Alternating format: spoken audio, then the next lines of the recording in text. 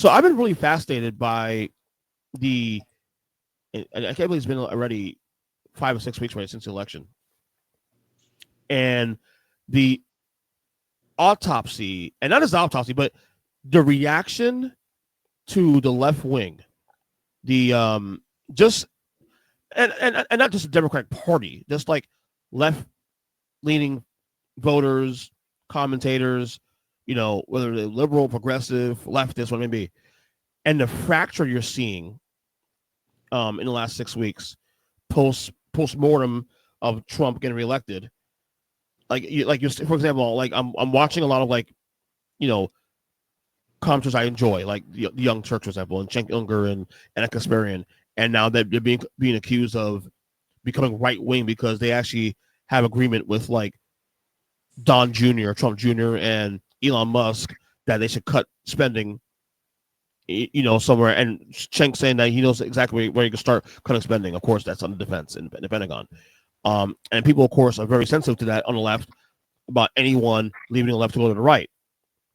And it's just like a lot of infighting in the left in the party. And I get it. I get this sensitivity of people who've left the left in the years past and gone right, whether it be a grift or be a realistic or real change in political ideology they've had, an awakening, want to call that. It's just fascinating to see the back and forth, what's going on. Today, funny enough, which is crazy because as crazy as Pierce Morgan is, I don't know if you know Pierce Morgan is, obviously. Pierce Morgan's show is entertaining. So today, that was actually the topic of the show, most of the topic of the show, the debate. He had Cenk Unger on there. He had Dave Rubin, who's a former liberal, now conservative, who's gay, for the record. He's a grifter. He's a grifter. I've been saying it for years, though. He's an absolute grifter. I've been saying it for years, and Cenk calling out on the show today. You had another former lefty, kind of centrist now on the show. Not very famous, but whatever. You had Dave Smith, libertarian, who I actually do like a lot. You had Lindy Lee, who is a Democratic surrogate who's actually fundraised for Kamala on the during the election, and then has been getting a lot of shit because she's asking where all that money go, where you raised $2 billion and somehow you're still $20 million in the hole. And a lot of people in the Democratic Party are giving her shit, calling her a whore and all this kind of crap, which is bullshit in my opinion. And now she's being pushed out of the party too also. So there's all this fracturing going on in the party. And it's so fascinating. We haven't even gotten to January 20th yet. And already people are already panicking in this, like, within the party. What do you stand on all this stuff? I know you follow this stuff like I do, but what do you stand on all this? I feel like almost all of it is a grift. Like, all of these Democrats who come out and are now jumping on, yeah, we got to cut spending. It's all a fucking grift. And it's also, they're all jumping and falling right in line behind Elon Musk. No one's going to stand up to Elon Musk because he's the most powerful human being in the world. He's the richest human being in the world. And he's getting unchecked by both sides.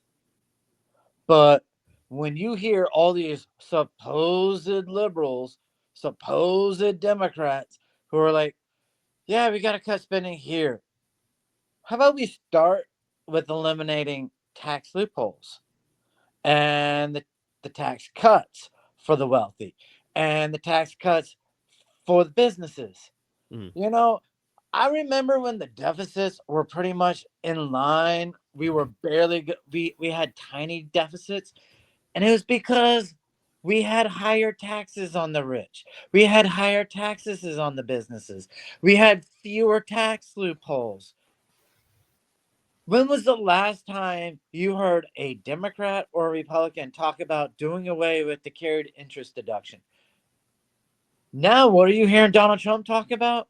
Oh, we need to bring back the SALT tax. Start letting people write those off again. Right? So all we want to do is keep letting the wealthiest Americans get away with robbery without paying taxes. And when I say that, I'm not talking about doctors in our country who are the 2%, the 3%, the 4% range. I'm talking about the 1% and the higher. The Yeah, the point the point one to the full 1% of the richest human beings have gained this system and are abusing this system to the point it's destroying this country. But what do they talk about? Yeah, we had to cut spending here. We're gonna cut defense spending. Elon Musk, hell, he wants to cut veteran spending. Donald Trump, he's gonna fall in line because it's Elon Musk. of course. Elon Musk is smart. I like him because he likes me. Oh, we're gonna cut food subsidies. Well, how about instead of cutting the food subsidies, you you make it so that you can only buy healthy food. Like you can only buy actual vegetables and meat and starches and fruits. You can't go buy fucking potato chips, pizza slices, cookies. You can't buy that shit. How about we do that? No, it's well, we got to cut necessary spending. So Yeah. I call bullshit on all of them. Is there something to be said that the real fight now is no longer right versus left anymore? Because I think what we've seen in the last 8 to 10 years, even further back before then, is a realignment now of folks. You know, where political ideologies are so fluid now, where there were things where Democrats used to believe in, and when I say Democrats, when I say Democrats, I'm talking about the apparatus, not about necessarily the voters. You know, because it's easy to say, "Oh, I'm a Democrat, so therefore you believe in everything the Democratic Party stands for." No, fuck no, and I know you don't. For example, I know you have a lot of issues with the Democratic Party. Oh So, hell yeah! at the I top, could solve our country's problems so fucking quick. right? So the problem is an apparatus. So like you have like okay. So my point is, to me anyway, and maybe you feel the same way too. Also, it's less now about right wing, left wing, conservative, liberal now, and more about establishment and populists. It's more it's class. It's class warfare. But it's not because It's the not. And, populists keep nominating billionaires on the right. Like how is it populist first elitist when so everybody? you say the populist right, and you told the populist right more than anything else. I'm sorry, the populist left is controlled by Nancy Pelosi in the House, Right. Chuck Schumer in the Senate, and Joe Biden with $100 million in the presidency. It's not a populist versus an elitist. It is Really? literally a con game where the rich just keep playing people against each other, where they think, "Oh, if we cut this spending here, you'll be better off." No, because all of that cut spending is to benefit the rich. That's all it is.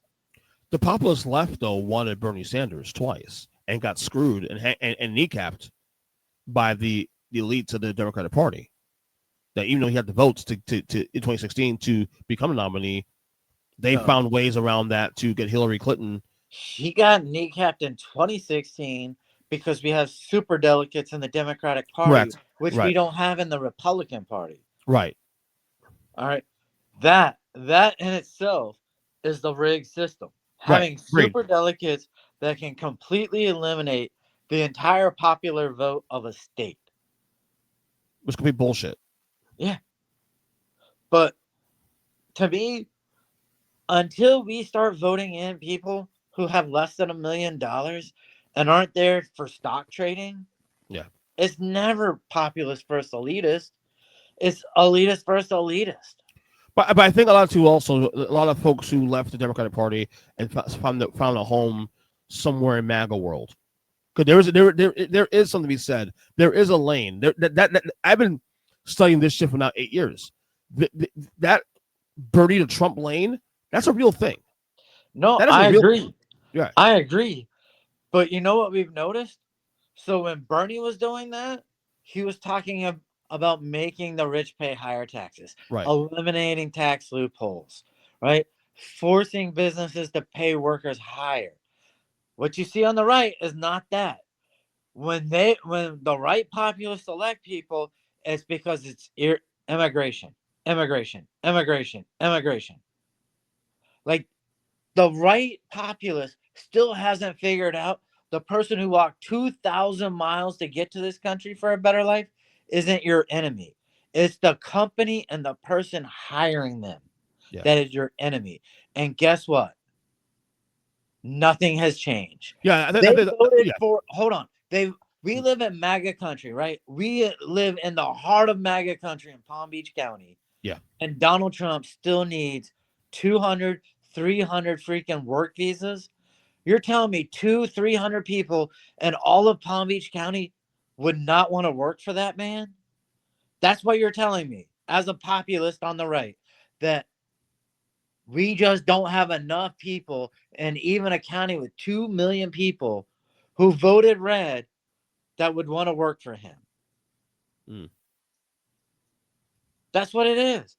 The rich are just playing a game I and think trying to manipulate. the populist right, I think, are lost, in my opinion, and because their grievance with the Democratic Party is so high now that they're willing to spite their nose and vote for Trump. Yeah. But also not identifying that, okay, cool, but in my opinion, Donald Trump is a fake populist. He talks like a populist, but he's not really a populist, though. Donald Trump put up almost as much in the deficit in 4 years as Obama did in 8. And Yeah. why? Because we cut business taxes. We cut the taxes on the wealthiest 1%. Oh, and then you were asleep at the wheel for COVID. And then your idea to solve it was to throw $7 trillion at it and yell, oh, that spending didn't cause any problems. It was the $600 billion to the American people when Biden came in that caused inflation. They can't do fucking basic math.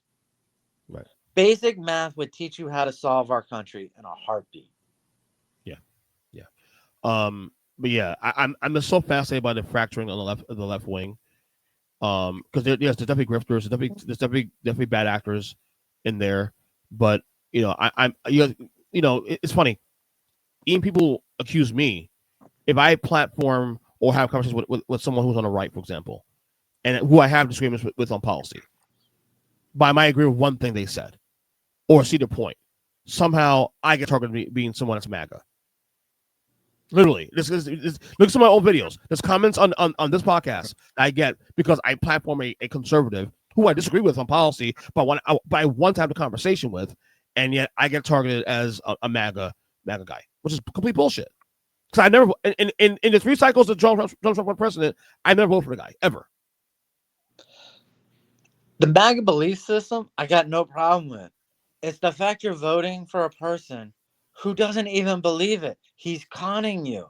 And everyone in the political system who is MAGA is conning you. They're literally getting richer as you're getting poorer, and you can't even see it. That is my problem with the right populist and anyone who takes issue with certain things.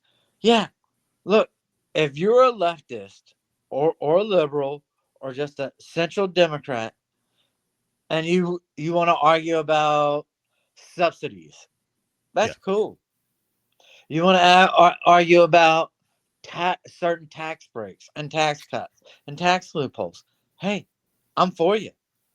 But when you start to go by with, well, maybe we do need to deny certain people Social Security and Medicare, or maybe we do need to have a cut to it. Well, that tells me you're an idiot and you can't even think of another solution. Yeah. We'll leave it there. Like I said, this is interesting times we are now, as we are still a month away from the inauguration of Donald Trump 2.0. So anyway,